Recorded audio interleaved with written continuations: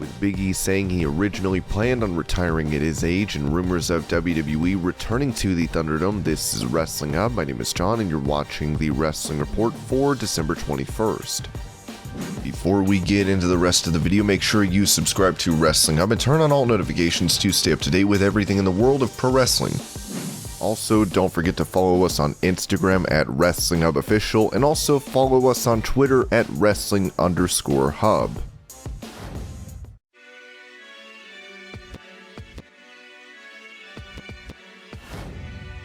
Since coming back to WWE programming as the Tribal Chief, Roman Reigns has been seen as unstoppable, with him preparing to defend his Universal title against Brock Lesnar at the Day 1 pay-per-view. Mark Henry praised Reigns for his character transformation on Busted Open Radio. Roman Reigns, you talked about this. His metamorphosis has been one for the ages. From the guy that we first saw that left NXT to the guy that was in the Shield, the guy after the Shield that they force-fed him to use as a babyface, they were forcing it and you could tell that he didn't embrace it. He didn't embrace it, that's why it didn't work. He really wanted to be who he is now. He was right, but he had to go through all those other phases to be able to make people give a damn, and now we have the finished product.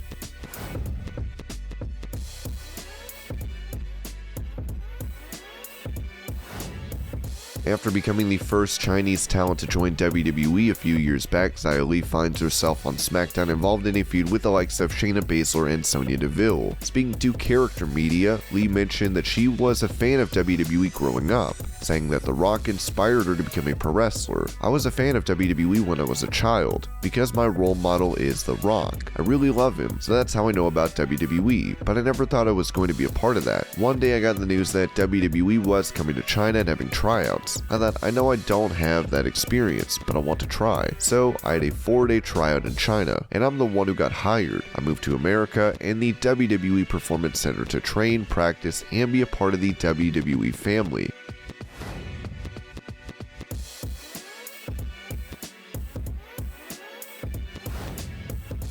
With Ring of Honor closing up shop to reinvent themselves, every wrestling talent from that roster would end up released. And this led to AEW being able to sign former ROH World Champion Jay Lethal, as Disco Inferno put the company on blast for Lethal getting lost in the shuffle, saying this on Keeping It 100. I have no idea what AEW sees in people with the decisions that they make with characters and stuff. For example, the way they brought Miro in where he is a video gamer. Jay Lethal needs more time on the microphone and an actual angle, not just a bunch of random matches. He's going to be lost in the shuffle. Everyone gets lost in the shuffle there except for Bryan Danielson.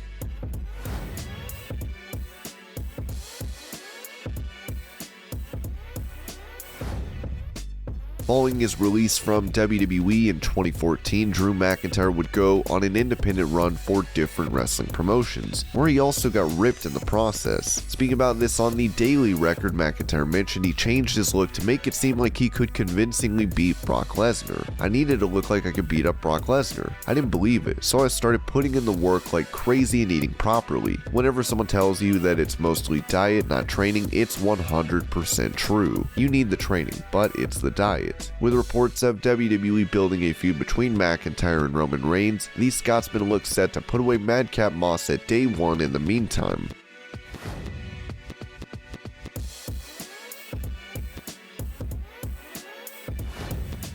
When it comes to positive COVID tests for pro wrestling companies, Dave Meltzer noted on Wrestling Observer Radio that WWE is more transparent about one of their wrestlers getting COVID as opposed to AEW. There may be one guy positive for COVID in WWE, you know, but then again, it's a thing where a guy disappears and everyone assumes it, but nobody knows it, but WWE won't say it. The thing with AEW is a guy can't disappear for a few weeks and nobody think anything of it, but in WWE, because they use so few guys, that when a guy is gone, you kinda notice the guy being gone, but whatever. It would be further noted that when you test positive, it's 10 days out for WWE and in AEW, but you have to obviously test negative before you can come back in. That is what it was, and they have not announced any changes, but they don't go public with that policy, so if there is a change that's been made, we probably wouldn't know, but that was the thing before.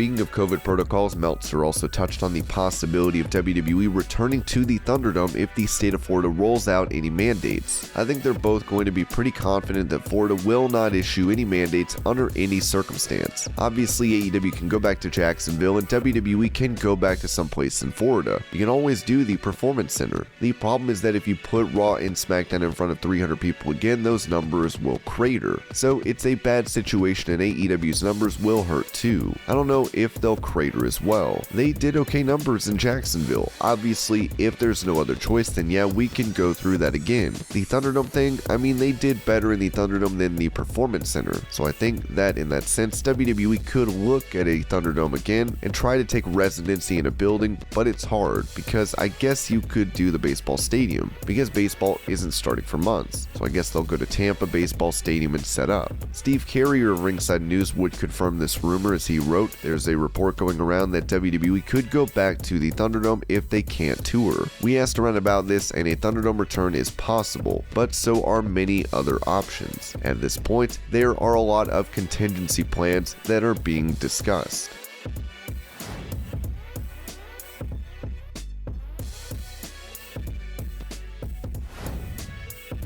When it comes to hiring men in WWE, the company is looking for those that are tall and have athletic backgrounds. Now, it's been noted on Wrestling Observer Radio that for the women, WWE wants them to have a unique look. The idea for women and guys is different. For guys, they're wanting bigger athletes. For women, it's looks. Or if you have something unique to offer. Even on the indie thing. If someone's like really super on the indies, it's not like WWE won't hire them. But they're not looking at the 5'9 guys or the 5'7 guys anymore. If you come from the indies but you're 6'3", yeah, they'll look at you. And if you're a woman and you're good looking, you know, whatever. WWE has signed 15 college athletes under their name, image, and likeness program, as it'll be interesting to see the company build new talent for the future.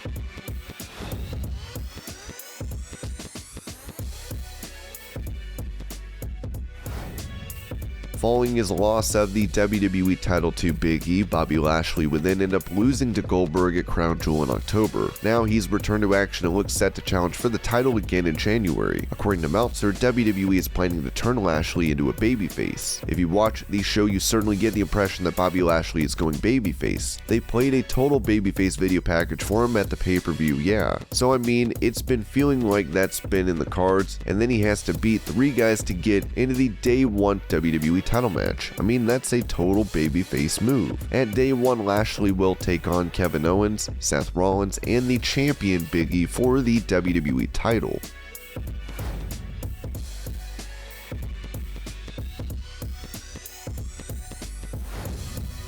With Jeff Hardy being released from WWE not long ago, many are wondering what is next for the charismatic enigma. With Essentially Sports, Matt Hardy hinted at an AEW tag team feud. Mentioning Sting assisting Darby Allin, Matt noted, "I think he's helped Darby Allin out so much, and they both help one another up. Darby's youthful enthusiasm helps Sting out as well, and I love them together as a team. And I don't know if one day sometime in the future the Hardy Boys ever reform in AEW. I would love to do the Hardy Boys versus Darby Allin and Sting."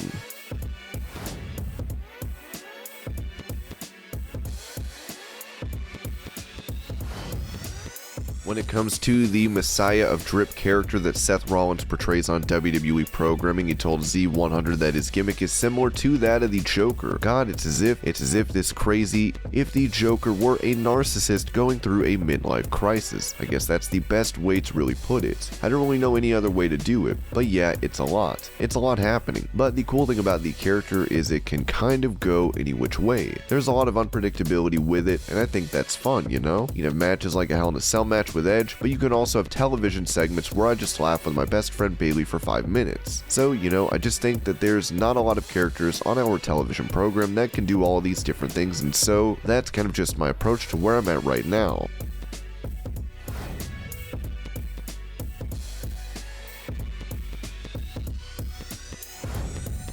While he has only recently become the WWE Champion, Big E told The Sun that he originally intended on retiring from pro wrestling at his current age. "I've got a few more years left in me. I don't really know when that time will be, but when you're 23, 35 feels like it's ages from now, and that you'll be an old man and beat up. So 35 felt, at that time, a good time to get out, and I don't want to overstay my welcome. I was talking to one of our refs, Rod Zapata, and I've known him since I got to FCW, so I've known him for 12 years. We've talked about how I'd spoken about getting out at 35, but I think in many ways a lot of wrestlers' primes are like 35, 40. We're seeing Bobby Lashley having his best run in his mid-40s. We have so many guys now. Randy Orton, AJ Styles, Kofi Kingston, Bobby Roode, Dolph Ziggler, so many guys in their 40s performing at such a high level. They look great and are aging well, so I don't know if I'm going to wrestle into my 40s, as I always told myself that I would make sure I was out before then, but my body feels great. In the ring, I feel leaner and my cardio is getting better. There's so much about where I'm at physically that I'm really appreciating. So if my body holds up,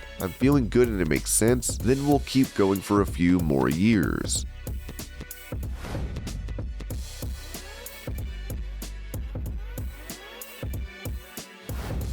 A couple months after Jon Moxley's WWE contract ran out, he would face Killer Kross in July of 2019 for wrestling's Natural Born Killers event in Las Vegas. Now with Kross out of WWE, he has called out Mox, saying they have a score to settle. When a fan asked if the rematch would take place in FSW, where Kross recently called out Moxley via social media, or in AEW where Moxley is signed, Kross replied, "Wherever we see each other first." With Kross and Scarlett set to appear at FSW's Mecha 6 Doomsday event on February 4th, we'll have to see when and where this match takes place.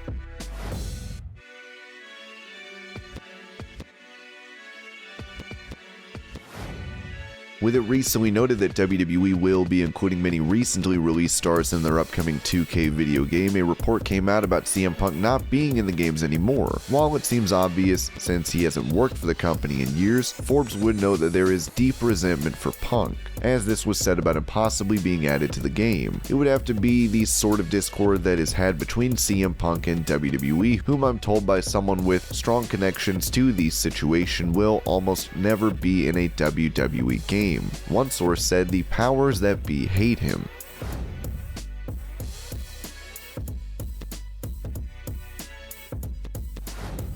On Raw, the team of AJ Styles and Omos finally imploded, with the big man refusing to tag in when AJ needed help. This meant the two got physical and are now set to go one-on-one next week. WrestleVotes has stated there are big plans for this angle. It felt like they sped up the Omos and AJ Styles split. It's because they did. Sources say both superstars have significant plans in early 2022, and wanted any type of blow-off program done prior to the major Rumble and Mania events.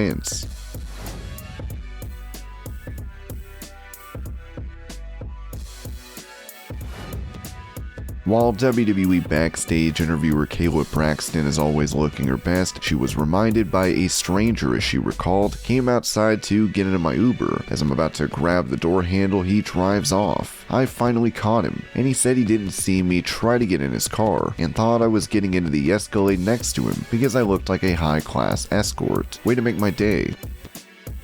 And this was your Pro Wrestling News Update. I hope you're all having a great day. Thank you so much for watching, and I'll see you later.